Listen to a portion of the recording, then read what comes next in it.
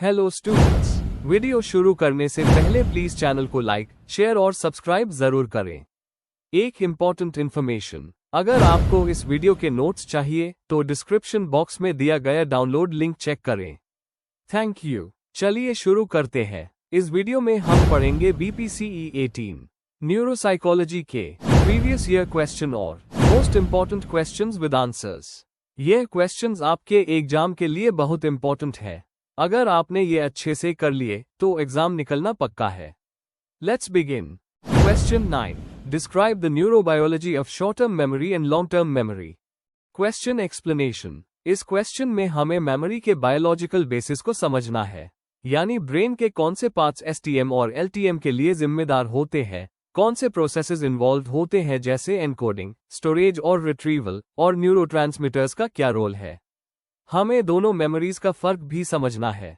Answer. Introduction. Memory एक important cognitive function है जो हमें इंफॉर्मेशन स्टोर, रिटेन और रिकॉल करने में हेल्प करती है।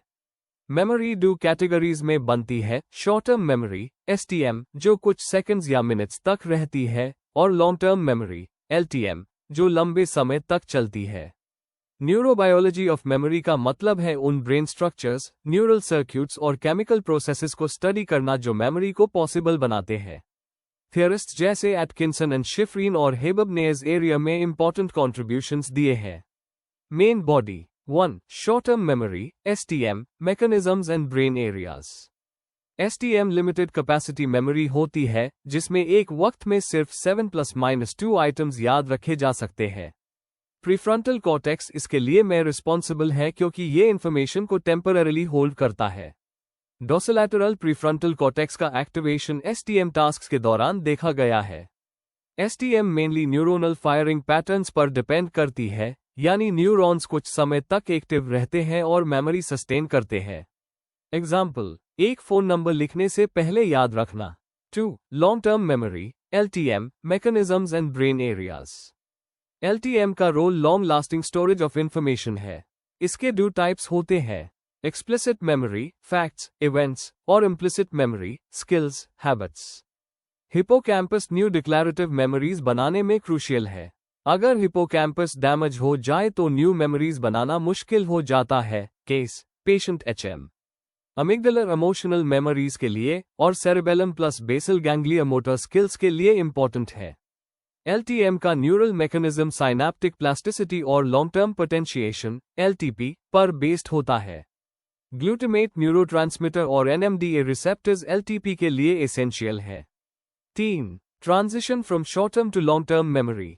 STM से LTM में कन्वर्जन को कंसोलिडेशन कहते हैं।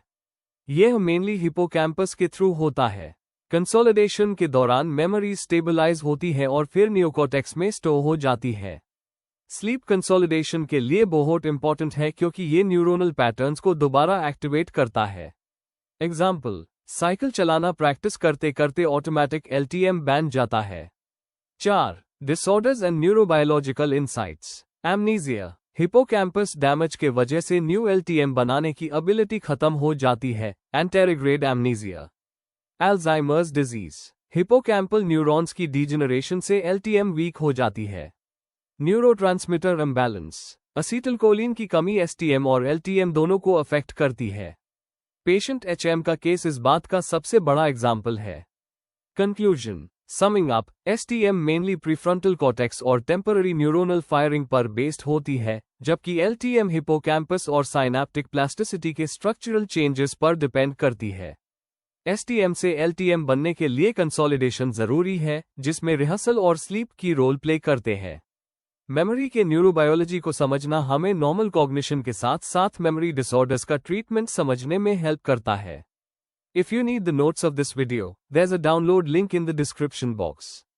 Be sure to check it out. Thank you. Question 10. Migraine. Question explanation. इस क्वेश्चन में हमें माइग्रेन के बारे में लिखना है। मतलब माइग्रेन क्या होता है, उसके कॉजेस, सिम्टम्स, टाइप्स और उसका इफेक्ट डेली लाइफ पर कैसे पड़ता है। साथ ही शॉर्ट में ट्रीटमेंट और मैनेजमेंट भी लिखना है। आंसर। इंट्रोडक्शन। माइग्रेन एक कॉमन न्यूरोलॉजिकल प्रॉब्लम है जिसमें पेशेंट को बार बार सिवियर हेडेक होता है, जो आम हेडेक से अलग और ज्यादा इंटेंस होता है। इसके साथ अक्सर नौसिया, वॉमिटिंग और लाइट साउंड की सेंसिटिविटी भी होती है। ये कंडीशन दुनिया भर में क्रोज लोगों को अफेक्ट करती है और एक डिसेबलिंग न्यूरोलॉजिकल डिसऑर्डर माना जाता है। माइग्रेन को समझने के लिए हमें इसके सिम्टम्स, कॉजेज और ट्रीटमेंट मेथड्स को देखना होगा। Main body. 1. डेफिनेशन और नेचर ऑफ माइग्रेन। माइग्रेन एक प्राइमरी हेडेक डिसऑर्डर है जो किसी और बड़ी बीमारी की वजह से नहीं होता। इंटरनेशनल हेडेक सोसाइटी के हिसाब से माइग्रेन एक रिकरेंट अटैक होता है जिसमें मॉडरेट टू सेवियर हेडेक होता है, जो एक साइड पर होता है और पल्सेटिंग नेचर का होता है। ये हेडेक फिजिकल एक्टिविटी से और भी बढ़ जाता है और पेशेंट को नौसिया, फोटोफोबिया, लाइट से प्रॉब्लम और फोनोफोबिया, आवाज से प्रॉब्लम भी होती है। 2. कॉजेज और triggers of migraine. Genetic factors. Migraine family history में अक्सर मिलता है, मतलब हेरेडिटरी कॉम्पोनेंट स्ट्रॉन्ग है। Neurological mechanism. Abnormal brain activity, nerve signalling और ब्लड वेसल्स के डिस्फंक्शन माइग्रेन से जुड़े होते हैं। Common triggers. स्ट्रेस और anxiety, hormonal changes, specially women में पीरियड्स, प्रेगनेंसी, मेनोपॉज। कुछ फूड्स, चॉकलेट, चीज, caffeine, alcohol. Environmental factors, bright light, loud sound, strong smell, weather changes. Sleep disturbance या फटीग। 3. टाइप्स और symptoms of migraine. Migraine with aura. इसमें headache start होने से पहले patient को visual changes, flashing lights, blind spots, zigzag lines या sensory changes होती है। Migraine without aura. ये सबसे कॉमन है जिसमें हेडेक आता है बिना कोई वार्निंग साइंस के।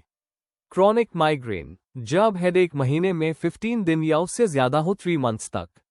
सिम्टम्स। सिवियर थ्रॉबिंग या पल्सेटिंग पेन। हेडेक यूजुअली एक साइड पर होता है। नौसिया और वॉमिटिंग। लाइट, साउंड और स्मेल के प्रति सेंसिटिविटी। कभी कभी डिजीनेस और ब्लड विजन। 4. ट्रीटमेंट और management of migraine. Medical treatment. Pain relievers, paracetamol, ibuprofen, triptans जैसे सुमाट्रोपैन, जो स्पेशली माइग्रेन के लिए बनाए गए हैं। Preventive medicines, beta blockers, anti depressants, anti seizure drugs, जब अटैक्स फ्रीक्वेंट हो। Lifestyle management. ट्रिगर्स को आइडेंटिफाई करके अवॉइड करना, माइग्रेन डायरी मेंटेन करना हेल्पफुल है। स्ट्रेस मैनेजमेंट टेक्निक्स जैसे yoga, meditation, deep breathing, regular sleep schedule और balanced diet, proper hydration. Alternative approaches. कुछ लोगों को एक्यूपंक्चर, फिजियोथेरेपी या हर्बल रेमेडीज, मैग्नीशियम, राइबोफ्लेविन से भी रिलीफ मिलता है। कंक्लूजन। माइग्रेन सिर्फ एक हेडेक नहीं है, बल्कि एक न्यूरोलॉजिकल कंडीशन है जो इंसान के डेली लाइफ और क्वालिटी ऑफ लाइफ को बहुत अफेक्ट करता है। अगर पेशेंट अपने ट्रिगर्स को समझ ले और टाइमली ट्रीटमेंट ले, तो माइग्रेन को इफेक्टिवली मैनेज किया जा सकता है। लाइफस्टाइल चेंजेस और मेडिकल सपोर्ट के कॉम्बिनेशन से इसके अटैक्स को कम किया जा सकता है। अवेयरनेस और अर्ली डायग्नोसिस इस प्रॉब्लम के लिए बहुत इंपॉर्टेंट है। If you need the notes of this video, there's a download link in the description box. Be sure to check it out. Thank you. Question 11. DNA. Question explanation. इस question में हमें DNA के बारे में लिखना है। मतलब DNA क्या होता है, इसका स्ट्रक्चर कैसा है, इसका रोल हेरेडिटी और जेनेटिक्स में क्या है, और ये न्यूरोसाइकोलॉजी के लिए क्यों इंपॉर्टेंट है। आंसर। इंट्रोडक्शन। डीएनए का फुल फॉर्म है डीऑक्सीराइबोन्यूक्लिक एसिड, जो हर जीवित ऑर्गेनिज्म में पाया जाता है। ये हमारे ग्रोथ, डेवलपमेंट और फंक्शनिंग के लिए जरूरी इंस्ट्रक्शंस रखता है। वॉटसन और क्रिक ने 1953 में डीएनए का डबल हीलिक्स स्ट्रक्चर डिस्कवर किया था। न्यूरोसाइकोलॉजी के कॉन्टेक्स्ट में डीएनए बहुत इंपॉर्टेंट है क्योंकि ये ब्रेन के स्ट्रक्चर, न्यूरोट्रांसमीटर्स और मेंटल डिसऑर्डर्स पर भी असर डालता है। Main body. 1. डेफिनेशन और डिस्कवरी ऑफ डीएनए। डीएनए एक जेनेटिक मॉलिक्यूल है जो सारी हेरेडिटरी इंफॉर्मेशन रखता है। वॉटसन और क्रिक ने 1953 में इसका मॉडल दिया, लेकिन रोज़लिंड फ्रैंकलिन की रिसर्च इमेजेस इस डिस्कवरी में क्रूशियल थी। डीएनए को ब्लूप्रिंट ऑफ लाइफ कहा जाता है क्योंकि ये प्रोटीन्स बनाने का कोड रखता है जो हमारी बॉडी और ब्रेन फंक्शंस कंट्रोल करते हैं। 2. Structure of DNA. डीएनए एक डबल हीलिक्स स्ट्रक्चर होता है जो एक ट्विस्टेड लैडर जैसा लगता है। इसका बैकबोन शुगर, डीऑक्सीराइबोस और फॉस्फेट से बनता है। लैडर के रंग्स नाइट्रोजनस बेसेस होते हैं, adenine A, thymine T, cytosine C और guanine G. Base pairing rule. अ हमेशा ट के साथ और सी हमेशा ग के साथ पेयर करता है। यही पेयरिंग जेनेटिक इंफॉर्मेशन की एक्यूरेट कॉपिंग को इंश्योर करती है। 3. Functions of DNA genetic storage. DNA genes के फॉर्म में इंफॉर्मेशन स्टोर करता है। रेप्लिकेशन, डीएनए अपना कॉपी बना लेता है सेल डिवीजन के पहले। Protein synthesis, DNA, RNA, protein और प्रोटीन्स ब्रेन फंक्शनिंग और न्यूरोट्रांसमीटर्स के लिए एसेंशियल होते हैं। हेरेडिटी, डीएनए एक जनरेशन से दूसरे तक ट्रेट्स और बिहेवियर ट्रांसफर करता है। 4. डीएनए और neuropsychology. Brain development, genes decide करते हैं न्यूरॉन्स कैसे ग्रो और कनेक्ट करते हैं। न्यूरोट्रांसमीटर्स, डीएनए के कोडिंग से डोपामीन, सेरोटोनिन जैसे केमिकल्स बनते हैं जो मूड और कॉग्निशन को कंट्रोल करते हैं। मेंटल डिसऑर्डर्स, डीएनए म्यूटेशंस या वेरिएशन स्किज़ोफ्रेनिया, डिप्रेशन, अल्जाइमर्स जैसे डिसऑर्डर्स का रिस्क बढ़ते हैं। ट्विन स्टडीज, आइडेंटिकल ट्विन्स के स्टडीज दिखाते हैं कि जीन्स इंटेलिजेंस और मेमोरी पर काफी असर करते हैं। एपिजेनेटिक्स, डीएनए स्टेबल होता है लेकिन environment, stress, diet, gene expression को चेंज कर सकता है। 5. Applications of DNA research in psychology. Genetic testing neurological और साइकेट्रिक डिसऑर्डर का रिस्क प्रिडिक्ट करने में मदद करता है। पर्सनलाइज्ड मेडिसिन, डीएनए के हिसाब से इंडिविजुअलाइज्ड ट्रीटमेंट पॉसिबल है। रिसर्च, डीएनए स्टडी से लर्निंग डिसेबिलिटीज और मेमोरी डिसऑर्डर्स को समझने में हेल्प मिलती है। कंक्लूजन, तो ओवरऑल डीएनए एक ऐसा जेनेटिक मटेरियल है जो हमारी आइडेंटिटी, ट्रेट्स और ब्रेन डेवलपमेंट डिसाइड करता है। यह इंफॉर्मेशन स्टोर करके जनरेशन टू जनरेशन पास करता है। न्यूरोसाइकोलॉजी में डीएनए की स्टडी से हमें ब्रेन के फंक्शंस और मेंटल डिसऑर्डर्स को समझने में मदद मिलती है। फ्यूचर में डीएनए रिसर्च की वजह से और एडवांस ट्रीटमेंट और प्रिवेंशन मेथड्स डेवलप हो सकते हैं। If you need the notes of this video, there is a download link in the description box. Be sure to check it out. Thank you. Question 12. Lesions and ablation is a technique for measuring brain structure and functions. Question explanation. इस question में हमें ये बताना है कि लेशन और ablation techniques कैसे उस होती है ब्रेन के स्ट्रक्चर और फंक्शन समझने के लिए। हमें इनका मतलब, उनके एप्लीकेशंस, हिस्ट्री और उनसे मिली नॉलेज के एग्जाम्पल्स लिखने हैं। आंसर। इंट्रोडक्शन। न्यूरोसाइकोलॉजी में ब्रेन के स्ट्रक्चर और फंक्शन को समझना बहुत इंपॉर्टेंट है। दो पुराने और यूजफुल मेथड्स हैं लीजन स्टडीज और एब्लेशन टेक्निक्स। लीजन मतलब ब्रेन का किसी स्पेसिफिक हिस्सा डैमेज हो जाना और एब्लेशन मतलब एक्सपेरिमेंटल तौर पर ब्रेन के पार्ट को रिमूव करना या डिस्ट्रॉय करना। इन मेथड्स ने सबसे पहले ब्रेन बिहेवियर रिलेशन को समझाया। आज इमेजिंग टूल्स जैसे एमआरआई यूज होते हैं, लेकिन लीजन्स और एबुलेशंस ने न्यूरोसाइंस की फाउंडेशन बनाई थी। Main body. 1. लीजन्स इन न्यूरोसाइकोलॉजी। मीनिंग, लीजन का मतलब है ब्रेन टिश्यू का डैमेज जो एक्सीडेंट, स्ट्रोक, ट्यूमर या डिजीज की वजह से होता है। काम, जब लेशन के बाद बिहेवियर चेंज होता है तो हमें समझ आता है कि वो डैमेज्ड एरिया कौन सा फंक्शन करता था। एग्जाम्पल्स, ब्रोकाज एरिया डैमेज होने से एक्सप्रेसिव अफेजिया होता है। स्पीच प्रोडक्शन का रोल क्लियर होता है। Hippocampus lesion, patient HM case. नए मेमोरी फॉर्म नहीं होती। मेमोरी फंक्शन का proof. Types, natural lesions, disease, accident. Experimental lesions, animals के experiments.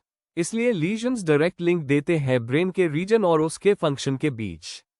2. Ablation technique. Meaning, ablation मतलब सर्जिकल रिमूवल या destruction of brain area, mostly animals में research के लिए उस होता है। हिस्ट्री, 19th सेंचुरी में पियरे फ्लावरेंस ने एब्लेशन यूज करके मोटर कंट्रोल और सेंसरी फंक्शंस को स्टडी किया। उसने प्रूव किया कि ब्रेन के अलग अलग हिस्सों की अलग अलग रिस्पॉन्सिबिलिटीज होती है। एप्लीकेशंस, अगर एनिमल का सेरेबेलम रिमूव कर दिया, कोऑर्डिनेशन और बैलेंस खत्म हो जाता है। विजुअल कॉर्टेक्स रिमूव करने पर ब्लाइंडनेस हो जाती है। विजन का सेंटर क्लियर होता है। एब्लेशन से हमें कंट्रोल्ड एविडेंस मिलता है ब्रेन और बिहेवियर के रिलेशन का। 3. Methodological importance. क्या फायदा हुआ लीजन्स और एबुलेशन से? ब्रेन के मैप और फंक्शंस क्लियर हुए। न्यूरोलॉजिकल डिसऑर्डर्स का समझ आया। यह मेथड्स मॉडर्न न्यूरोसाइंस के बेस बने। एथिक्स, ह्यूमंस में एब्लेशन अलाउड नहीं है एक्सेप्ट ट्रीटमेंट केसेस जैसे एपिलेप्सी सर्जरी। एनिमल्स में एब्लेशन रिसर्च होती है बट एथिकल गाइडलाइंस स्ट्रिक्ट होते हैं। 4. Modern relevance. आज इमेजिंग टूल्स जैसे AEG, PET, MRI यूज होते हैं, लेकिन लीजन्स और एब्लेशन का रोल अभी भी है। केस स्टडीज जैसे Phineas Gage frontal lobe injury, medical surgeries जैसे एपिलेप्सी का ट्रीटमेंट, रिसर्च हिस्ट्री में ये मेथड्स फाउंडेशन बन चुके हैं। कंक्लूजन, लीजन्स और एबलेशंस ने न्यूरोसाइंस को सबसे पहला डायरेक्शन दिया। इन मेथड्स से हमें पता चला कि स्पीच, मेमोरी, विजन और बिहेवियर ब्रेन के अलग अलग हिस्सों से कंट्रोल होते हैं। आज इमेजिंग टेक्नोलॉजी एडवांस है, पर लीजन्स और एबलेशंस का हिस्टोरिकल और साइंटिफिक इंपॉर्टेंस अभी भी बहुत ज्यादा है।